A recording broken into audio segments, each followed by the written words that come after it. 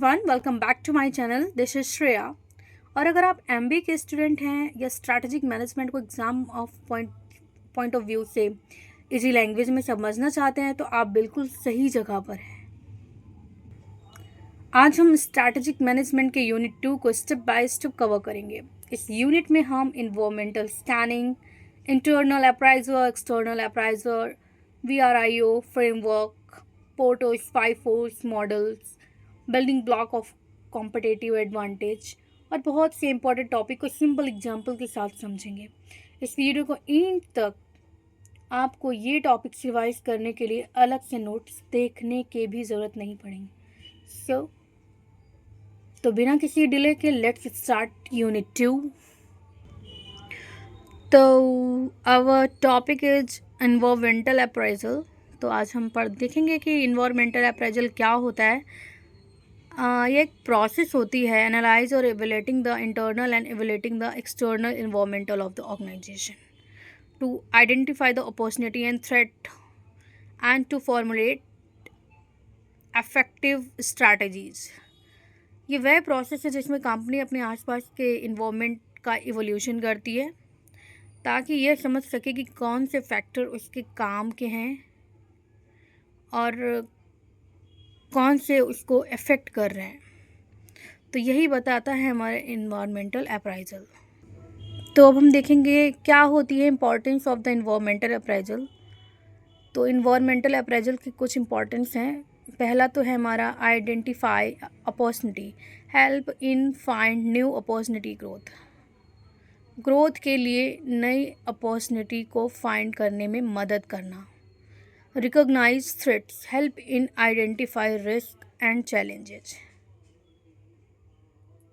इन advance, होने वाले risk और चुनौतियों का पता चलता है। Better planning, help in making effective plans and strategies, सही रणनीति और योजना बनाने में सहायता करता है। Improve decision making, support managers in making good decision, managers को हेल्प करता है सही डिसीजन लेने में। Competitive management help the organisation stay ahead of competitors से आगे रहने में मदद करता है। Efficient use of resources, ensure proper use of available resources, उपलब्ध रिसोर्सेज का इफेक्ट इंश्योर करता है। Types of environmental appraisal. There are two types of environmental appraisal. First one is internal environmental appraisal and second one is external environmental appraisal. तो हम देखेंगे कि internal environmental appraisal के अंदर क्या क्या आता है। उसके अंदर आता है रिसोर्स, एम्प्लॉयज़ के स्किल, फाइनेंशियल स्ट्रेंथ, टेक्नोलॉजी और मैनेजमेंट। सेकेंड है हमारा एक्सटर्नल इन्वायरमेंटल अप्राइजल।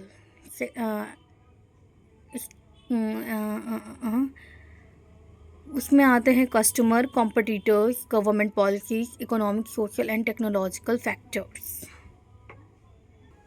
इन्वायरमेंटल की कुछ लेवल होती हैं। First one is corporate level, second one is business level and third one is functional level. तो हम देखेंगे कि फर्स्ट लेवल कॉरपोरेट लेवल में क्या होता है। कॉरपोरेट लेवल वो लेवल होती है, look at the whole organisation, जो पूरी ऑर्गेनाइजेशन को देखती है, और help top managers make long term plan, जो कि हेल्प करती है मैनेजर्स को लंबे समय के प्लान बनाने में। इसका एग्जांपल होगा expanding the business to a new market, किसी बिजनेस को एक्सपेंड करना नए बाज़ार में बिजनेस को बढ़ाना। Second one is business level, focus on a particular business और प्रोडक्ट। बिजनेस लेवल का मतलब होता है कि किसी एक पर्टिकुलर बिजनेस पर और एक पर्टिकुलर ही प्रोडक्ट पर फोकस करना। Help the company compete with rivals, competitor से लड़ने में कंपनी को तेज़ बनाना। उस चीज़ में ये हेल्प करती है कि वो अपने कंपटीटर से आगे निकल सके और उन्हें बीट कर सके। एग्जाम्पल देखेंगे, studying competitors product and prices. Competitors के बारे में अध्ययन करना कि प्रोडक्ट और प्राइस के बारे में वो कितनी जानकारी रखते हैं। और third one is functional level, focus on individual department like, ये फोकस करते हैं इंडिविजुअल डिपार्टमेंट्स पे, चाहे वो फिर मार्केटिंग को लेकर हो, चाहे वो फिनांस को हो, चाहे एचआर को हो, और चाहे फिर प्रोडक्शन लेवल को हो। और ये इम्प्रूव करते हैं डिपार्टमेंटल की परफॉर्मेंस को। और इसके एग्जांपल होंगे understanding the customer needs for marketing, customer की नीड्स मतलब कस्टमर को क्या आवश्यकता है मार्केट में, उसकी नीड को समझने में हेल्प करता है। कंपोनेंट ऑफ इन्वायरमेंटल अप्राइजल, क्या कंपोनेंट है इन्वायरमेंटल अप्राइजल के? Internal environment, these are factor with the organisation that can be control. Internal environment वो होता है जिससे ऑर्गेनाइजेशन कंट्रोल करी जाती है। तो इससे कुछ कंपोनेंट है। पहला होगा ह्यूमन रिसोर्स, जहाँ पर स्किल और एबिलिटी की देखी जाती है एम्प्लॉय की। Financial resource, availability of fund and financial strength, जहाँ पर फाइनेंशियल स्ट्रेंथ और फंड्स की मौजूदगी को देखा जाता है, आंका जाता है। Technology, machinery, software and technical capabilities, जहाँ पे मशीन, सॉफ्टवेयर और टेक्निकल कैपेबिलिटीज़ एकदम से अच्छे हों। Organisation structure, division of responsibility and authority, इस ऑर्गेनाइजेशन स्ट्रक्चर में डिवाइड किया, डिवीज़न कर दिया जाता है रिस्पॉन्सिबिलिटी और अथॉरिटी का, कि आप ये काम करेंगे, आपकी ये अथॉरिटी है, आप कैसे ऑर्गेनाइजेशन को मैनेज करेंगे, कैसे एम्प्लॉयज़ को खुश रखेंगे, किसी के साथ कैसे पेश आना है। Companies culture, values, beliefs and work environment, companies culture में आता है कि हमें अपने इन्वायरमेंट का, कंपनी का कैसा रखना है, किसी के साथ पक्षपात नहीं करना है, सबको सुनना है। तो फिर आगे बढ़ते हैं। External environment, these are factor the organisation that can not be directly control, ये कुछ ऐसे एक्सटर्नल इन्वायरमेंट फैक्टर होते हैं जो कंपनी या ऑर्गेनाइजेशन डायरेक्ट कंट्रोल नहीं करी जाती है या नहीं की जा सकती है। तो आइए वो देखते हैं कि वो कौन से हैं।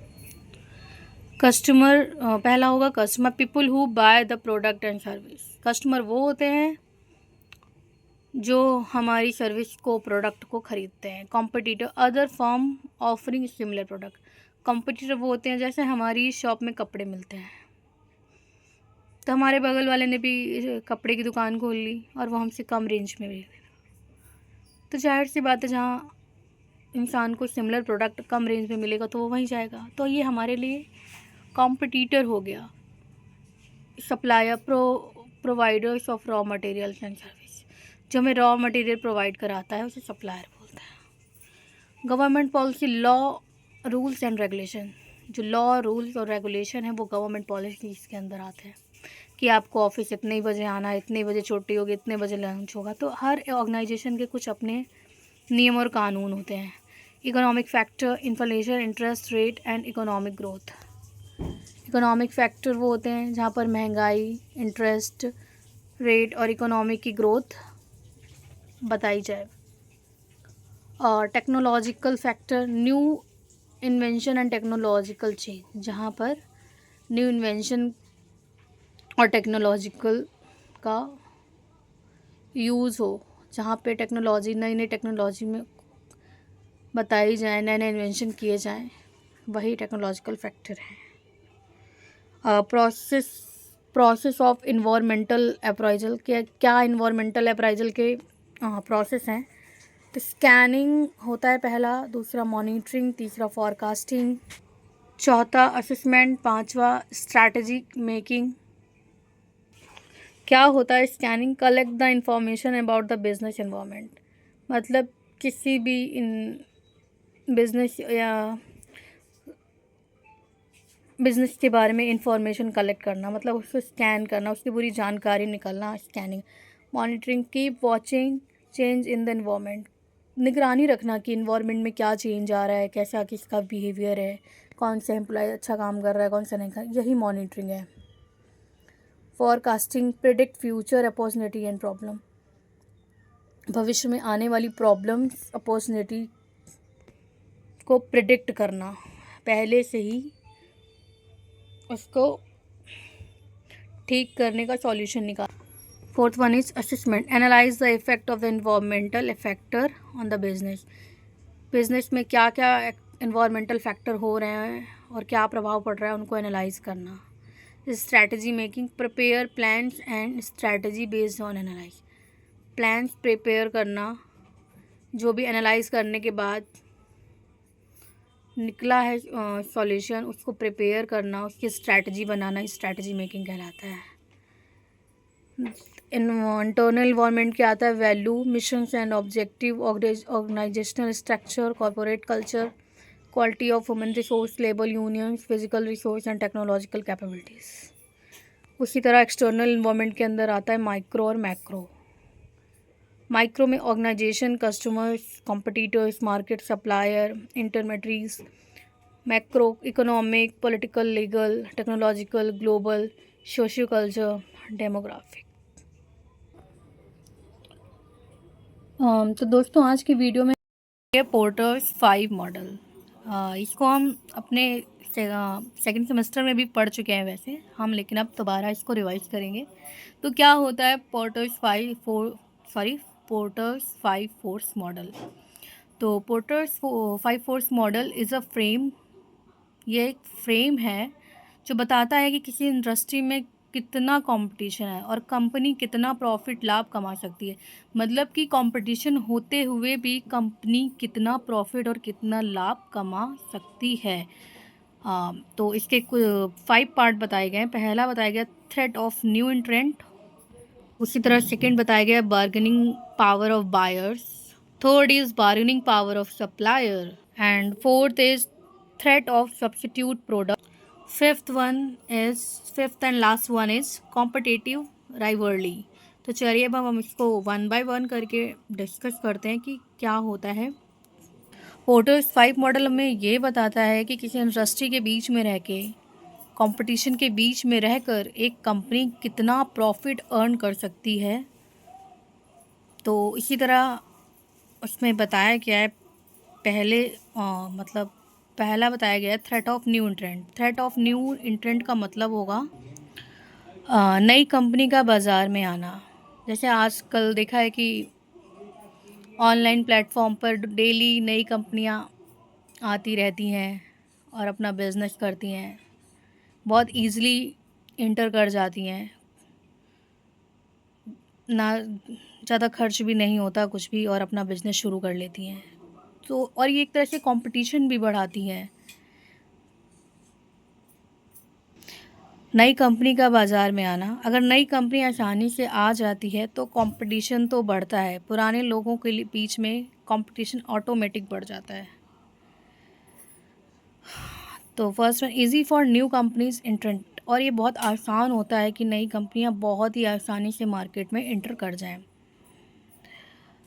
कंपटीशन बहुत ज़्यादा हो जाता है, प्रॉफिट बहुत कम हो जाता है नई नई कंपनियों के आने। तो इसका एग्जांपल होगा कि opening a small clothing store is easier than starting a car company, कि एक क्लॉथ का स्टोर खोलना बहुत ही आसान होगा एक कार की कंपनी का न्यू बिज़नेस शुरू करने से।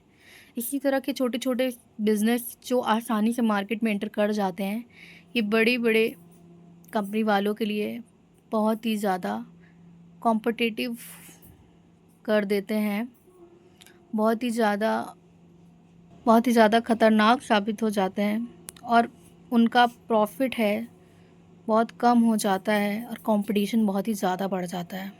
इसी तरह सेकंड वन है bargaining power of buyers. Bargaining power of buyers मतलब हम कुछ सामान लेने मार्केट गए, हमारी कितनी ताकत है कि हम किसी सामान को लेने में कितनी बार्गेनिंग करा सकते हैं। तभी आजकल देखा होगा आपने, हर शॉप पे लगा देते नो बार्गेनिंग, पहले से पढ़ा लिखा इंसान समझ जाएगा तो ऑटोमेटिक बार्गेनिंग नहीं करेगा। लेकिन फिर भी हम तो ठहरे इंडिया वाले, बार्गेनिंग करना तो हमारा जन्म सिद्ध अधिकार है। बार्गेनिंग तो हम करेंगे, चाहे 2 रुपए की करें, और हम वो 2 रुपए कम करा के ऐसे लगता है अरे हमने बहुत कम करा लिया, और दुकान वाला भी 10 रुपये छोड़ के ऐसा करेगा जैसे उसने बहुत ही भारी मुद्रा कम करके हमें अवार्ड दे दिया हो। तो ये तो कस्टमर और बायर्स के बीच जंग चलती रहती है, वो कितना भी लगा ले, नो बार्गेनिंग नो बार्गेनिंग। तो आई होप बार्गेनिंग का मतलब आप यहाँ समझ गए होंगे, तो लेकिन इसको हम समझ लेते हैं फिर से। कस्टमर कॉस्ट कम करने और अच्छे प्रोडक्ट की क्वालिटी की मांग कर सकते हैं। मतलब कस्टमर को पैसे भी कम देने, क्वालिटी भी अच्छी होनी चाहिए प्रोडक्ट की, और वो एक दाम पर लेगा भी नहीं, उसे तो कुछ ना कुछ बार्गेनिंग चाहिए। जितने ज़्यादा ऑप्शन होंगे उतनी ज़्यादा कस्टमर की पावर होगी। जाहिर सी बात है, हमें मीशो पे नहीं चीज़ें समझ में आई, हमने फ़्लिपकार्ट पे मूव कर लिया। हमें वहाँ महंगा लगा, हम अमेज़ॉन पे पहुँच गए। हमें वहाँ और भी महंगा लगा, हम दूसरे, आजकल तो इतने ऑनलाइन पोर्टल हैं, कहीं भी हम जाके कुछ भी सामान खरीद सकते हैं। तो जितने ज़्यादा ऑप्शंस हैं उतना ही ज़्यादा बायर्स के लिए आसान है चीज़ों को करना। तो यही बताया गया बार्गेनिंग पावर ऑफ बायर्स में। How much power to customer है, मतलब कस्टमर अपनी कितनी ताकत लगा देगा अच्छी क्वालिटी के प्रोडक्ट लेने के लिए और कम पैसे देने के लिए। ज़्यादा चॉइसें होंगी तो ज़्यादा बायर्स की पावर रहेगी। तो अब हम इसी की तरह थर्ड पॉइंट्स पे चलते हैं। Bargaining power of supplier. तो क्या होता है बार्गेनिंग पावर ऑफ सप्लायर, कि जब हमारे पास ऑप्शंस कम होते हैं तो दुकानदार भी, लेना हो तो मैडम लीजिए, हम तो इतने में ही लगाएंगे। तो फिर कस्टमर भी उस जगह कुछ नहीं कर पाता है, उसे 2 रुपए की चीज़ 10 में ही ख़रीदनी पड़ती है, क्योंकि कहीं हम बार्गेनिंग के लिए लड़ रहे हैं तो कहीं सप्लायर भी हमें अपनी पावर दिखाएगा कि आप घूम लीजिए पूरी मार्केट, आप फिर से हमारे पास ही आएंगे और इतने में ही लेके जाएंगे। तो ये बार्गेनिंग पावर ऑफ सप्लायर होता है। हाँ, जब सप्लायर थोड़े हों और हमें चीज़ें बहुत ज़्यादा चाहिए हों, बायर्स ज़्यादा हो जाएंगे, सप्लायर थोड़े होंगे, तो जाहिर सी बात है कि उसका भी कंपटीशन बढ़ेगा ही। अगर सामान देने वाले सप्लायर कम हैं और लेने वाले सामान वाले ज़्यादा हैं, तो फिर जाहिर सी बात है सप्लायर अपने मन मुताबिक ही प्रोडक्ट का कॉस्ट लगाएगा। थ्रेट ऑफ सब्स्टिट्यूट प्रोडक्ट, इसका मतलब हुआ एक ही प्रोडक्ट के भांति भांति तरह के ऑप्शंस होना। क्या ग्राहक किसी दूसरे सामान काम करने वाले प्रोडक्ट को चुन सकते हैं? अब जैसे एक लड़कियों के सामान में बहुत ऑप्शंस होते हैं, तो देख लीजिए आप, एक टॉप नहीं पसंद आई हम दूसरी देख लेंगे, दूसरी नहीं आई तो तीसरी देख लेंगे। हमें एक पाउडर नहीं पसंद आया हम पॉन्ड्स का ले लेंगे, नहीं पसंद आया हम वाइल्ड स्टोन का ले लेंगे, नहीं पसंद आया हम नवरत्न का ले लेंगे, स्पिन्स बीबी ले लेंगे। बहुत सारे ऑप्शंस हैं। तो ज़्यादा सब्स्टिट्यूट ऑप्शन होना भी मार्केट में कंपटीशन बढ़ा देता है। जैसे देख लीजिए, एक चाय की टपरी पे कॉफ़ी भी और चाय भी, बहुत से लोग चाय को भी पसंद करते हैं, वो महंगी हो गई तो हम कॉफ़ी से ही काम चला लेंगे। कॉफ़ी के भी बहुत सारे ऑप्शन हैं, लाटे, कैपेचिनो एंड अदर। तो वो भी महंगा हुआ तो हम वापस से चाय पी लेंगे, हम ब्लैक टी पी लेंगे, हम लेमन टी पी लेंगे। बहुत सारे ऑप्शंस होने की वजह से भी मार्केट में कंपटीशन बढ़ता है। तो can customer switch to another similar product, customer वो प्रोडक्ट छोड़ के अपना दूसरा प्रोडक्ट देख लेगा। लगा लीजिए आप महंगा, हम तो कस्टमर हैं, हम तो अपने हिसाब से ही काम करेंगे। एग्जाम्पल इसका देख लीजिए आप, T is a substitute of coffee. चाय होने के बावजूद भी अगर कॉफ़ी में ऑप्शंस मिल गए हैं तो कॉफ़ी, तो जाहिर सी बात है कस्टमर मूव कर जाएगा। एक ये भी कंपटीशन बढ़ाता है मार्केट में। Fifth and last point is competitive rivalry. How much competitor is there among existing company, more competition use profit. बाज़ार में कंपनी के बीच कितना कंपटीशन है, ज़्यादा कंपटीशन कम प्रॉफिट। ये बताता है कि अगर मार्केट में बहुत इसी तरह कंपटीशन रहा तो जाहिर सी बात है प्रॉफिट दिन ब दिन कम होता ही जाएगा, और नए नए मार्केट की वजह से हमारे पुराने मार्केट हो सकता है बंद करने के कगार पर भी आ जाएं। तो यही हमें बताता है, पोर्टर्स के 5 फोर्स मॉडल हमें यही बताते हैं। Thanks guys. Internal appraisal. तो what is internal appraisal? Means checking the inside of a company to find its strength and weakness. Internal appraisal का मतलब हुआ किसी ऑर्गेनाइजेशन या कंपनी के अंदर उसके संसाधनों, कैपेसिटी, पावर और वीकनेस का एनालाइज करना। इससे यह पता चलता है कि ऑर्गेनाइजेशन कंपनी अपने गोल्स को गेन करने के लिए कितनी कैपेबल है। यही बताता है हमारा इंटरनल अप्राइजल। इंटरनल अप्राइजल्स के कुछ मेन पॉइंट्स भी होते हैं। तो पहला होता है स्ट्रेंथ, जो बताता है अच्छी टीम का होना, मॉडर्न टेक्निक्स का होना, स्ट्रॉन्ग ब्रांड का होना। वीकनेस के बारे में बताता है। वीकनेस हमें ये बताया जाता है जैसे पैसे की कमी होना, पुराने टूल्स होना, एम्प्लॉयज़ की कमी होना और एम्प्लॉयज़ में स्किल्स की कमी होना। रिसोर्स, इसी तरह थर्ड पॉइंट है हमारा रिसोर्स। रिसोर्स के अंदर बताया जाता है मानव संसाधन, फाइनेंशियली संसाधन और मशीनें। कैपेबिलिटीज़, ऑर्गेनाइजेशन की काम करने की कैपेबिलिटी और कॉम्पिटिटर्स को कम्पीट करने की कैपेबिलिटी। इसके कुछ इंपॉर्टेंट पॉइंट्स भी हैं जो कि हमें इंटरनल अप्राइजल्स की इंपॉर्टेंस के बारे में बताते हैं।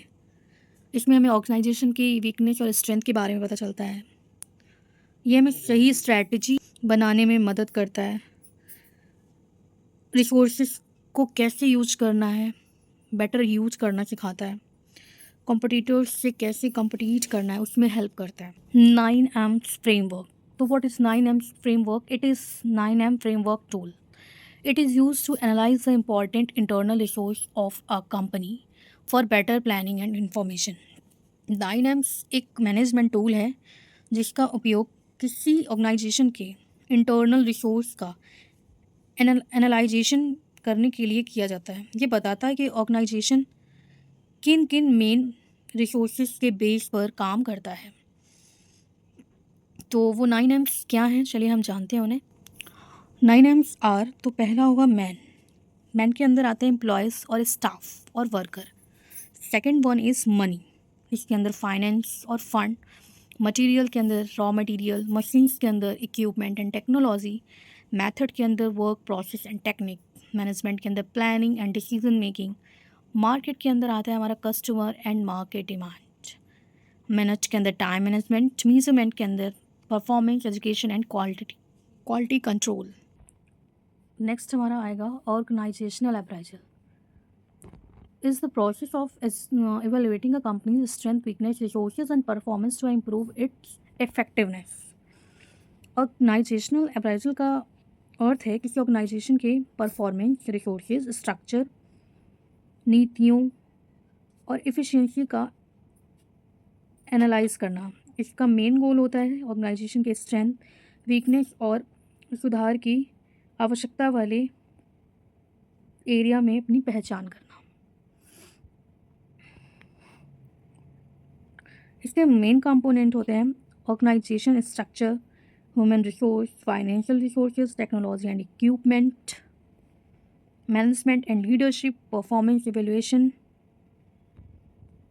इसके फैक्टर्स होते हैं ह्यूमन रिसोर्सेज, जिनके अंदर आते हैं स्किल्स और performance, financial resource, money and financial position, physical resource, building machine and equipment, technology, use of modern tools and technology. Management के अंदर आता है leadership and decision making. Marketing के अंदर आता है selling product and satisfying customer. Production के अंदर आता है quality and efficiency production. Resource and development के अंदर आता है innovation and new product development. तो next topic is resource biased view. तो ये हमारा रिसोर्स बायस्ड व्यू का डायग्राम है जिसमें टेंजिबल और इनटेंजिबल बताया गया है। फिर आता है हेट्रोजीनियस और इमोबाइल एंड हैव। उसके बाद ये पूरा डायग्राम आप देख लेंगे अच्छे से। आरबीवी का अर्थ होता है किसी समस्या सिचुएशन को किस विजन से देखना ताकि सही डिसीजन लिया जा सके। एग्जाम्पल, एक कंपनी सोचती है कि नया मोबाइल ज़रूर सफल होगा। मतलब कोई कंपनी नया फ़ोन बना रही है और उसने लॉन्च भी नहीं किया, उसको लगता है कि उसका फ़ोन जो है वो सक्सेसफुल हो जाएगा। अगर और फिर एक तरफ सोचती है अगर कस्टमर को पसंद नहीं आया तो क्या होगा। अगर कॉस्ट ज़्यादा हुई, कस्टमर की डिमांड के बाहर हुआ, अगर उसे पसंद नहीं आया तो क्या होगा।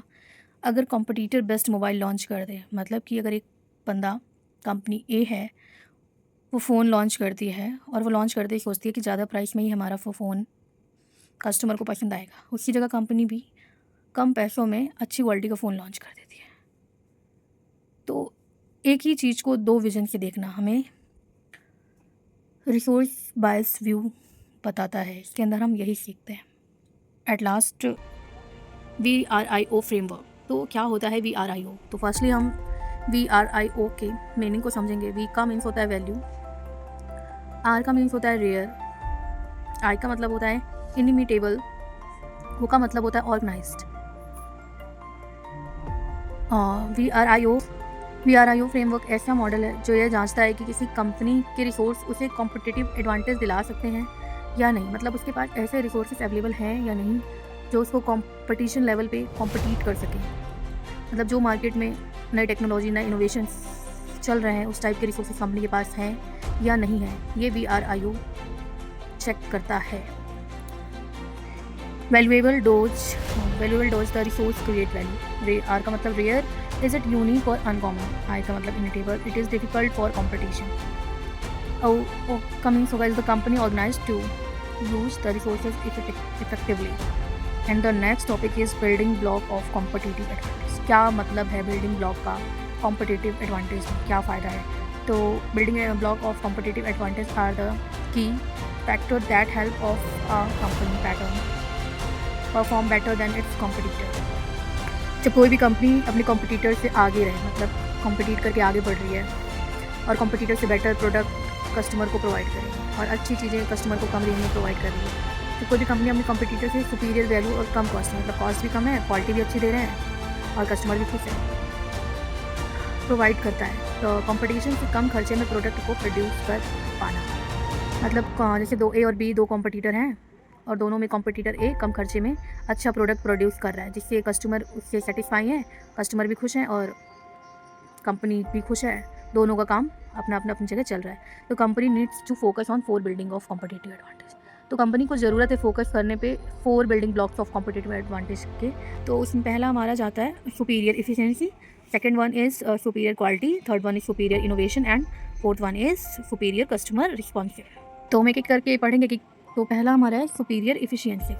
तो जब कोई कंपनी दूसरी कंपनी से कम खर्च और कम समय में बेहतर काम करती है तो उसे सुपीरियर इफिशिएंसी कहते हैं। मतलब किसी कंपनी में 5 घंटे में 100 चेयर बना दी और उसी जगह दूसरी कंपनी 5 घंटे में 30 चेयर बना पाई, तो इसमें बहुत डिफरेंस आ गया। तो मतलब एक कंपनी कम समय में कम खर्चे में ज़्यादा प्रोडक्ट प्रोड्यूस कर रही है, तो वो उसकी इफिशिएंसी हुई। तो एग्जांपल इसका देखते हैं। कंपनी ए 100 यूनिट बनाने में 8 घंटे ले रही है, उसी जगह कंपनी बी 100 यूनिट बनाने में 5 घंटे लेती है यूजिंग द सेम रिसोर्स। मतलब कंपनी ए और कंपनी बी दोनों सेम रिसोर्स यूज़ कर रहे हैं, फिर भी कंपनी ए को ज़्यादा टाइम लग रहा है और कम यूनिट बना रहे हैं, उसी जगह कंपनी बी ज़्यादा यूनिट बना रही है और कम टाइम ले रही है, और दोनों के पास जो प्रोडक्ट बनाने के रिसोर्स है वो सेम है, फिर भी दोनों के टाइम में चेंजमेंट आ रहा है। तो इसी को बोलते हैं सुपीरियर इफिशिएंसी। सुपीरियर क्वालिटी, जब कोई कंपनी दूसरी कंपनी से बेहतर, ड्यूरेबल, रिलायबल मतलब विश्वसनीय और टिकाऊ और हाई क्वालिटी प्रोडक्ट या सेवा देती है तो उसे सुपीरियर क्वालिटी कहते हैं। मतलब जब कोई कंपनी अच्छा प्रोडक्ट दे रही है, टिकाऊ दे रही है और विश्वसनीय दे रही है तो उसे सुपीरियर क्वालिटी कहते हैं। जैसे कंपनी ए का मोबाइल 2 साल अच्छी तरह चलता है, कंपनी बी उसी जगह मोबाइल 5 साल तक अच्छी तरह चलता है। कंपनी ए वाले में ना ऑडियो प्लेयर है, ना वीडियो प्लेयर है, ना कैमरा है, उसी जगह कंपनी बी में कैमरा भी है, बैटरी भी अच्छी है, स्टोरेज भी सही है। तो इसमें मतलब हमें दोनों में क्वालिटी बताई गई है, ए और बी में बी की क्वालिटी ज़्यादा अच्छी है।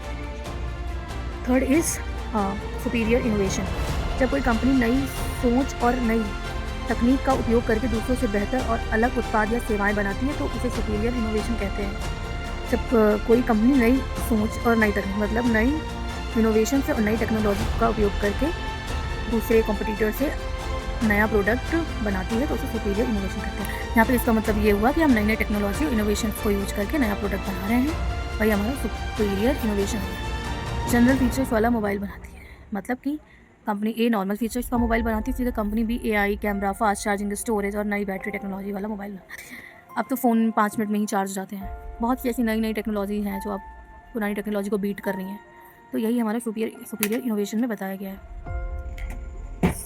सुपीरियर कस्टमर रिस्पॉन्सिवनेस, जब कोई कस्टमर की बात ध्यान से सुनती है, उसकी समस्याओं को जल्दी समाधान करती है और उन्हें बेस्ट सेवा देती है, तो इसे सुपीरियर कस्टमर रिस्पॉन्सिव कहते हैं। इसका मतलब ये हुआ कि जब कोई कंपनी है वो कस्टमर की प्रॉब्लम्स को जल्दी सुनती है और इससे जल्दी सॉल्यूशन निकालती है, तो कस्टमर जाहिर सी बात है वहाँ पे खुश रहेगा, तो इसी को हम सुपीरियर कस्टमर रिस्पॉन्सिव बोलते हैं। इसका हम एग्जांपल देखते हैं कि ग्राहक ए है कि शिकायत का समाधान 5 दिनों में करती है, उसी जगह जो ग्राहक बी है उसकी समस्या तुरंत सुनी जाती है, उसका तुरंत सॉल्यूशन निकाला जाता है, तो यही सुपीरियर कस्टमर रिस्पॉन्सिव हो गया। सोर्स ऑफ कॉम्पिटिटिव एडवांटेज, क्या सोर्स है competitive advantage? Launching new and unique product, offering low price, reduce cost, increase market reach, improving production capacity, research and development, training and development, employ creating and brand image. I hope our sources to gain competitive advantage and its sustainability. ये direct question ऐसे पूछ लेता है paper में, तो आप इसका मतलब हुआ ये कि कोई कंपनी अपने रिसोर्स का सही उपयोग करके दूसरी कंपनी से बेहतर प्रदर्शन करती है। मतलब कि competitive advantage means a company perform a better than it's competitors by using its resources effectively. इसका मतलब ये हुआ कि जैसे 2 दुकानें हैं हमारे सामने, एक में सिर्फ वो ग्रॉसरी ही रखते हैं और एक ग्रॉसरी के साथ कोल्ड ड्रिंक्स, मिल्क सब कुछ रखते हैं। तो जो बी शॉप है वो जानती है कि यहाँ पे सिर्फ ग्रॉसरी के अलावा कुछ नहीं मिलेगा, और जो बी है वो उसने ये जानते हुए उसने अपने शॉप पे सब कुछ रखा, मिल्क, कोल्ड ड्रिंक और ग्रॉसरी के अलावा जितने भी प्रोडक्ट है उसने रखे, तो ये उसको कम्पिटिट कर रहा है, मतलब बेटर परफॉर्मेंस दे रहा है। तो इसी के टाइप ऑफ रिसोर्स हम आगे देखेंगे। टाइप ऑफ रिसोर्सेज होते हैं टेंजिबल और इनटेंजिबल। टेंजिबल में होता है physical resource like money, building, machines, equipment, जिसमें फिजिकल रिसोर्स आएंगे, जैसे हमारे पास बिल्डिंग है, मशीन है, जिन्हें हम एक्सचेंज करके मनी के फॉर्म में कन्वर्ट कर सकते हैं, वो टेंजिबल हो गए। और इनटेंजिबल में non physical resource like brand name, patent, employ, skill, knowledge, इन्हें हम इंटेंजिबल रिसोर्स के नाम से जानते हैं। अब हम पढ़ेंगे सस्टेनेबल कॉम्पिटिटिव एडवांटेज क्या होता है। A company has a sustainable competitive advantage when competitors cannot easily copy its resource or strategy. इसको हिंदी में देखेंगे, जब दूसरी कंपनी किसी कंपनी के रिसोर्स या स्ट्रैटेजी की आसानी से नकल नहीं कर पाती है, तो उसे सस्टेनेबल कॉम्पिटिटिव एडवांटेज कहते हैं। जैसे मैंने अभी ऊपर 2 शॉप्स का एग्जांपल बताया, तो ए शॉप्स केवल जो है वो ग्रॉसरी रख रही है, बी शॉप ग्रॉसरी के अलावा सब कुछ रख रही है, तो ए शॉप ग्रॉसरी के अलावा सामान क्यों नहीं रख पा रही है? वो इसलिए नहीं रख पा रही है क्योंकि उसके पास मिल्क और कोल्ड ड्रिंक वगैरह रखने के लिए फ्रीज़र नहीं है, तो वो इसको कॉम्पिटिट नहीं कर पा रही है।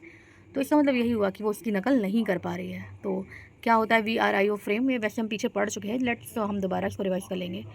वी का मतलब होता है valuable, resource should create value, ऐसे रिसोर्स जो उपयोगी होने चाहिए। Rare resource should be unique, मतलब ऐसे रिसोर्स जो एकदम यूनिक होने चाहिए। इनिमेचेबल, डिफ़िकल्ट टू कॉपी, जिनकी नकल ना करी जा सके। Organise copy and should use it properly, company उससे सही तरीके से उपयोग करे, जो भी रिसोर्सेज हैं उसे सही ठीक से यूज़ कर पाए। तो इसको हम एग्जाम्पल के थ्रू समझते हैं। जैसे एग्जाम्पल है, एप्पल अपने ब्रांड की नई तकनीक और इनोवेशन उपयोग करके कॉम्पिटिटर से आगे रहता है।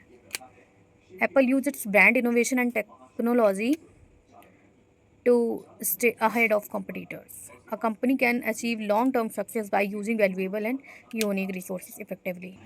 कोई भी कंपनी अपने मूल्यवान और अनोखे संसाधनों का सही उपयोग करके लंबे समय तक सफलता प्राप्त कर सके, मतलब जो भी रिसोर्सेज हैं उनका एक सही यूज़ करके हम लॉन्ग टर्म तक के लिए सक्सेस को गेन करें। Next topic is value chain analysis. Value chain analysis. Value chain analysis is a tool that help a company identify activities that create value for a customer and improve competitive advantage. एक ऐसी technology है जो company का उन activities का analyse करती है जो कस्टमर के लिए वैल्यू बनाती हैं और कंपनी को कॉम्पिटिटिव एडवांटेज दिलाती हैं। मतलब ऐसी टेक्नोलॉजी जो कंपनी उन एक्टिविटीज़ को एनालाइज करे और कस्टमर के लिए वैल्यूएबल हो, और इस तरह से जो कंपनी है वो दूसरी कंपनियों से कॉम्पिटिट करेगी और आगे रहेगी। तो इसके 2 टाइप की एक्टिविटीज़ हैं, प्राइमरी एक्टिविटीज़ और सेकेंडरी एक्टिविटीज़। तो लेट्स सी। तो पहला है हमारा inbound logistic, receiving end storing raw material, कच्चे माल को प्राप्त करना और स्टोर करना इनबाउंड लॉजिस्टिक कहलाता है। Operations, converting raw material into finished product, कच्चे माल को तैयार उत्पाद में बदलना। मतलब जैसे हमारे पास आटा है तो आटे का हम क्या करेंगे, ब्रेड बनाएंगे, मतलब उसको लास्ट प्रोडक्ट तक, एक रॉ मटेरियल को लास्ट फिनिश प्रोडक्ट तक पहुंचाना। Out bound logistic delivery product to customer, तैयार प्रोडक्ट को कस्टमर तक पहुंचाना। Marketing and sales, promoting and selling product, product का एडवर्टीजमेंट करना और उन्हें सेलिंग के लिए प्रमोट करना। Service providing after sales support, बिक्री के बाद ग्राहक सेवा देना, मतलब ग्राहक को सपोर्ट करना या उनसे रिव्यूज़ लेना कि हमारा कस्टमर जो है वो सेटिस्फाइड है कि नहीं। तो अब प्राइमरी एक्टिविटीज़ पढ़ने के बाद हम पढ़ेंगे सपोर्ट एक्टिविटीज़। तो पहला होगा उसमें firm infrastructure, management, finance and planning. Firm infrastructure में बताते हैं मैनेजमेंट, फिनांस और क्या क्या प्लानिंग है उसके बारे में। Human resource management, hiring and training employees. Human resource management में हमें बताया जाता है कि कैसे हायर करना है और जो एम्प्लॉय हायर हुए हैं उनको कैसी ट्रेनिंग देनी है कि वो आगे के काम के लिए एकदम एप्लीकेबल हो जाए। Technology development, resource and innovation, नया डेली डे बाई डे नई नई टेक्नोलॉजियों का डेवलपमेंट होता है, उसी पे रिसोर्स और इनोवेशन होना। Procurement, purchasing resource and material, जो मटेरियल यूज़ होना है उन्हें परचेज करना। Restaurant, improve quality, quick delivery and customer service to create more value. एक रेस्टोरेंट अच्छा खाना, तेज़ डिलीवरी और बेहतर कस्टमर सेवा देकर कस्टमर के लिए अधिक मूल्य वैल्यू बनाता है। मतलब किसी रेस्टोरेंट में गए, वहाँ की फास्ट सर्विस और अच्छा खाना देखकर हम एकदम फ़ैन हो गए उस रेस्टोरेंट के, तो हम बार बार वहीं जाएंगे, तो इससे उनके ही रिव्यूज़ अच्छे होंगे। Value chain analysis help a company reduce cost, improve quality and gain a competitive advantage. Value chain analysis company को लागत, मतलब कम पैसे में अच्छी क्वालिटी और कॉम्पिटिटर से कम्पीट करने में हेल्प करती है। तो ये उसका डायग्राम है, आप इसको बना के आएंगे तो आपको पूरा ही पूरा मार्क्स मिलेगा। तो इसमें हम ऐसे सपोर्ट और एक्टिविटीज़ और पूरा सब लिख के आएंगे, और ये प्राइमरी एक्टिविटीज़ है, पूरा स्ट्रक्चर बना के आएंगे तो आपको मार्क्स अच्छे मिलेंगे। SCP अप्रोच, ये लास्ट टॉपिक है। लास्ट क्या है, पहले का था बट ये हम थोड़ा नहीं पढ़ पाए थे, छूट गया था, तो इसको मैंने लास्ट में कवर कर दिया है। और इस टॉपिक के बाद यूनिट सेकंड हमारी ख़त्म हो जाएगी। तो अब हम कल से यूनिट थर्ड पढ़ेंगे और कुछ इंपॉर्टेंट क्वेश्चंस भी करेंगे जो पेपर में आते हैं हमारे। तो क्या होता है SCP approach? The approach explain how the market structure affect the behaviour of firm which the affect their performance. ये बताता है कि बाज़ार का स्ट्रक्चर कंपनियों के बिहेवियर को अफेक्ट करता है और वही उनके परफॉर्मेंस को प्रभावित करता है। तो पहला होता है स्ट्रक्चर। हाँ, it means the market condition such as number of firm, competition and entry barrier. इसका मतलब है कि बाज़ार की स्थिति, जैसे कंपनियां हैं, कॉम्पिटिटर से कितने हैं, और नई कंपनी के आने में कितनी कठिनाई, मतलब कि कोई मार्केट में नई कंपनी एंटर कर गई हैं, उनके आने से क्या क्या प्रॉब्लम्स हुई हैं ना पुरानी कंपनियों को, ये उस चीज़ का स्ट्रक्चर बताता है। And second is conductor, it refer to the strategy use by firm such as pricing, advertising and product quality. इसका मतलब है कि कंपनी कौन सी स्ट्रैटेजी अपनाती है, जैसे कि कॉस्ट तय करना, एडवर्टीज़मेंट करना और प्रोडक्ट की क्वालिटी को इंक्रीज़ करना। Performance, it show the result of the firm strategy such as profit growth, efficiency and customer satisfaction. ये कंपनी के परिणाम दिखाता है।